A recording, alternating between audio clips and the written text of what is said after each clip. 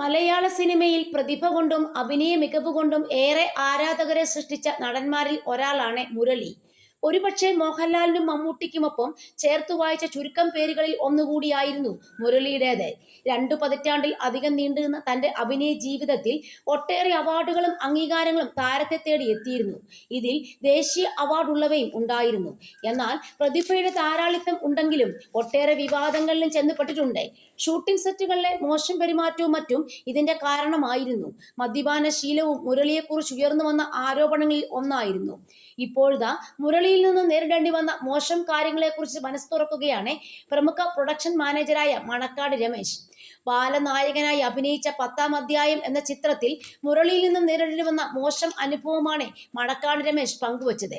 ലക്ഷങ്ങൾ പ്രതിഫലം നൽകിയിട്ടും താരൻ വരാൻ കൂട്ടാക്കിയില്ലെന്നും ഒടുവിൽ തനിക്ക് മുരളിയുടെ സീനുകൾ വെട്ടിമാറ്റേണ്ടി വന്നുവെന്നും മധു അടക്കമുള്ള താരങ്ങൾ കാത്തിരിക്കേണ്ടി വന്നെന്നും രമേശ് പറയുകയാണ്. മലയാള സിനിമയിൽ എന്നെ ദ്രോഹിച്ച നടൻ മുരളിയാണ്. 10-ാം അധ്യായം എന്ന സിനിമയിൽ അറിയാതെ നടനെ വെച്ചുപോയി. 2.25 ലക്ഷം വേണമെന്ന് പറഞ്ഞപ്പോൾ 2 ലക്ഷം കൊടുത്തു. എന്നിട്ട് മുഴുവനും വേണമെന്ന് പറഞ്ഞു. ആ സമയത്തെ സാംസ്കാരിക വകുപ്പിലെ ചെയർമാനോ മറ്റോ ആയിരുന്നു. ഇതാ ഇപ്പോൾ വരും എന്നൊക്കെ പറയും, പക്ഷേ വരില്ല.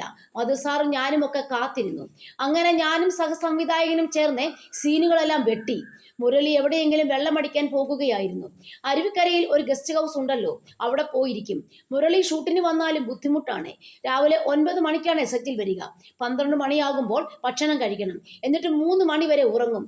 5 മണി വരെ വർക്ക് ചെയ്യുകയുള്ളൂ. എനിക്ക് അയാളെ പേടിയൊന്നുമില്ലായിരുന്നു.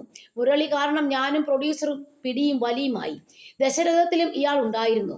സിനിമാ രംഗത്തെ തന്നെ വിഷമിപ്പിച്ചത് മുരളി മാത്രമാണ്. ദുശീലം ഉണ്ടായിരുന്നെങ്കിലും മുരളി നന്നായി സമ്പാദിച്ചു.